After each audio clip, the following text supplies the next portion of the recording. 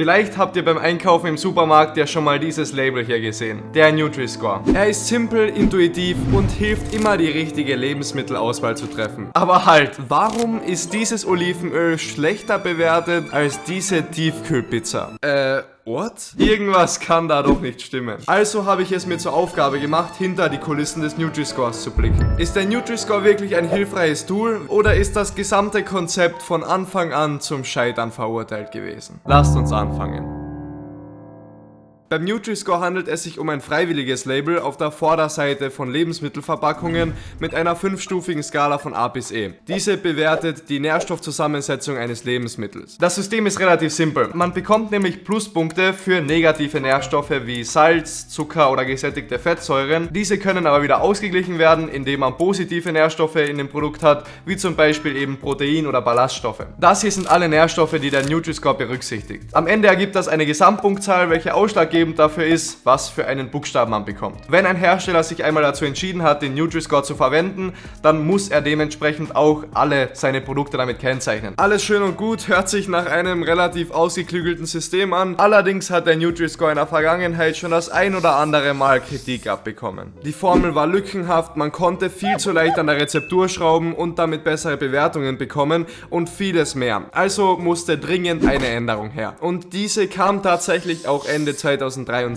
Der lang ersehnte Nutri-Score 2.0. Und der verspricht große Verbesserungen. Allerdings gibt es da ein klitzekleines Problem. Wie sich herausstellt, haben die Unternehmen, die den Nutri-Score aktiv verwenden, eine Frist von 24 Monaten, um den ganzen Schmorn zu ändern. Was zum Und wie soll man jetzt herausfinden, welcher Algorithmus jetzt verwendet worden ist? Ja, also gar nicht. Ab jetzt, also nur mehr knappe 1,5 Jahre, erkennt man überhaupt nicht als Konsument, ob der neue oder der alte Nutri-Score verwendet worden ist. Ich zeige es euch anhand von ein paar Beispielen, warum das Ganze sowas von gar keinen Sinn ergibt. Beispielsweise beim Unternehmen Y-Food hat sich so einiges getan. Y-Food ist ein Produkt, das als Nahrungsersatz dient und deswegen relativ viele Kalorien aufweist. Und ich glaube, mit vernünftigem Menschenverstand wird das auch relativ schnell klar, dass das nicht als normales Getränk gewertet werden soll.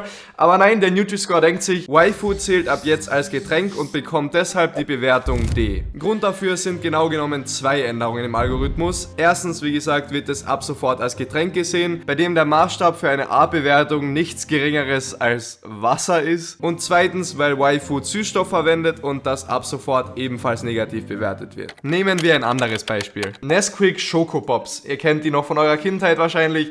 Wir wissen alle, dass die nie wirklich gesund waren. Was glaubst du? Hatte Schokopops früher eine Bewertung von D oder E?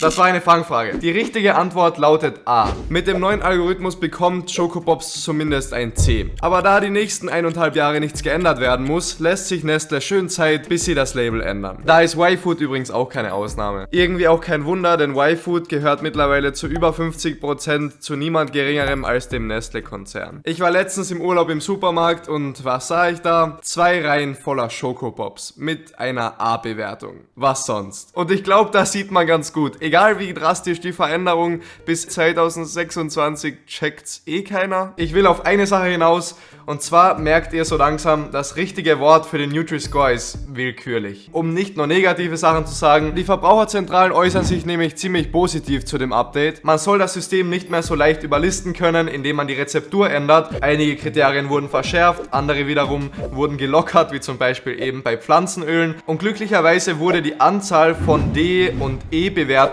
vor allem bei ultraverarbeiteten Lebensmitteln größer, was ein großer Fortschritt ist, weil sonst würde man denken, dass ultraverarbeitete Lebensmittel vielleicht gesund sind und das wäre ein massiver Irrglaube. Also wurde da schon einiges verbessert. Aber wurde das Problem wirklich an der Wurzel beseitigt? Wurden dabei wirklich die grundlegenden Probleme des Algorithmus gelöst oder nur Symptome bekämpft? Die generellen Probleme des Algorithmus. Ein Problem, das der Nutri-Score seit den Anfängen mit sich schleppt und welcher das ganze Konzept hinterfragen lässt, ist der nicht beachtete Matrix-Effekt. Die sogenannte Lebensmittelmatrix bezeichnet die physikalische Struktur eines Lebensmittels. Bedeutet also, wie die einzelnen Nährstoffe miteinander verbunden sind. Und das wiederum beeinflusst direkt die Bioverfügbarkeit der Nährstoffe und auch die Verdaulichkeit.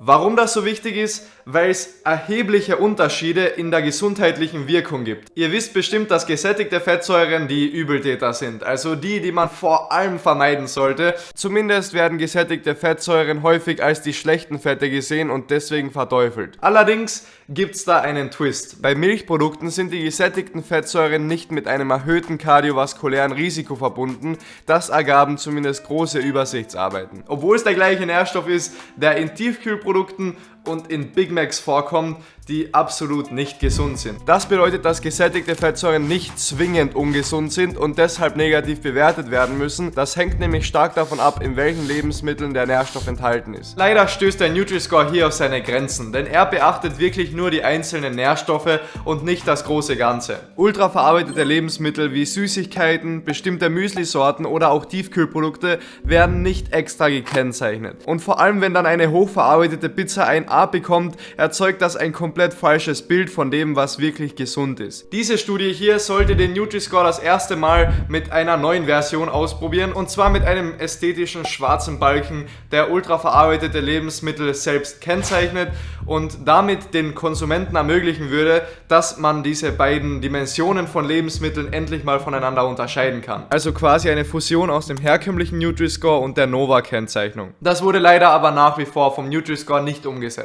Ein weiterer Fehler, den der Nutri-Score macht, ist, dass er immer auf 100 Milliliter oder 100 Gramm berechnet wird. Mit anderen Worten, er berücksichtigt nicht, was die durchschnittliche oder übliche Portionsmenge eines gewissen Lebensmittels ist. Zum Beispiel habe ich noch nie jemanden gesehen, der 100 Milliliter Olivenöl auf einmal runtergesoffen hat oder 100 Gramm Schimmelkäse gegessen hat, weil es halt nicht üblich ist. Das Vergleichsproblem. Den Nutri-Score können nur verpackte, verarbeitete Lebensmittel bekommen. Das heißt, bei frischen Lebensmitteln wie Obst oder Gemüse gibt es keinen Nutri-Score. Und das heißt wiederum, dass unverarbeitete Lebensmittel wie Obst und Gemüse eigentlich ein A+++ mit Sternchen bekommen müssten, da sie in den meisten Fällen viel gesünder sind als die verpackten, verarbeiteten oder teilweise ultra verarbeiteten Lebensmittel, die dann zufälligerweise ein A bekommen. Und als Konsument denkt man sich dann halt eben, oh hey, das ist ja ein mega gutes und gesundes Produkt, aber das ist eben nicht immer der Fall. Zwar gibt es neben dem allgemeinen Algorithmus mittlerweile eine eigene Regelung für pflanzliche Fette, weil die in der Vergangenheit aufgrund ihrer hohen Kalorienanzahl eher schlecht abgeschnitten haben, aber er kalkuliert nach wie vor nur bestimmte Nährwerte. Also von Omega-3-Fettsäuren, Vitaminen oder Mineralstoffen ist da noch gar keine Rede. Viele Mikronährstoffe werden also nicht mit in die Berechnung mit einbezogen, als ob es nicht wichtig wäre oder so. Hätten wir das mit der Formel geklärt. Fazit: noch immer ziemlich lückenhaft. Jetzt stellt sich natürlich die Frage, ist die Nährstoffzusammensetzung von einer Pizza wirklich besser als die von einem Olivenöl? Oder nein, wartet, nehmen wir an, die Bewertung vom Öl wurde schon aktualisiert. Also hat jetzt statt einem D ein B. Ist die Pizza jetzt dadurch gleich gesund wie ein Olivenöl? Ach, stimmt ja. Diesen Vergleich dürfte man laut Nutri-Score gar nicht machen. Denn es gilt offiziell, nur innerhalb von bestimmten Produktgruppen soll verglichen werden. Also Pizza mit Pizza, Joghurt mit Joghurt, aber nicht Pizza mit Joghurt. Und wer hat schon jemals von dieser Regel gehört?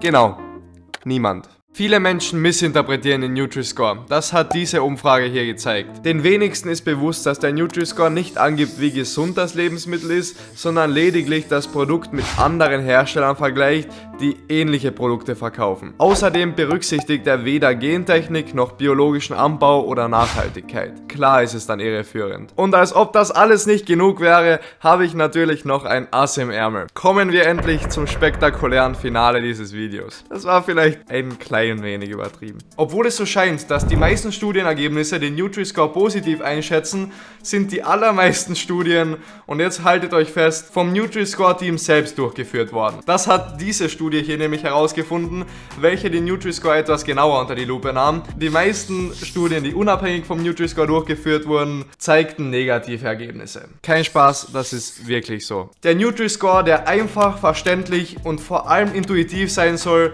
erfüllt offensichtlich nicht mal die eigene Grundprämisse, zumindest zum jetzigen Stand der Dinge. Also wenn du dich wirklich gesund ernähren willst, dann vergiss erstmal den Nutri-Score und versuch vor allem unverarbeitete und frische Lebensmittel zu kaufen und dich ausgewogen zu ernähren. Falls du noch wissen willst, warum Süßstoff vielleicht nicht ganz so gut für den Körper ist und warum es vielleicht doch Sinn macht, dass Süßstoff nicht so positiv bewertet wird, dann schaut euch gern dieses Video hier an, denn hier habe ich ein ganzes Video über Süßstoffe gemacht.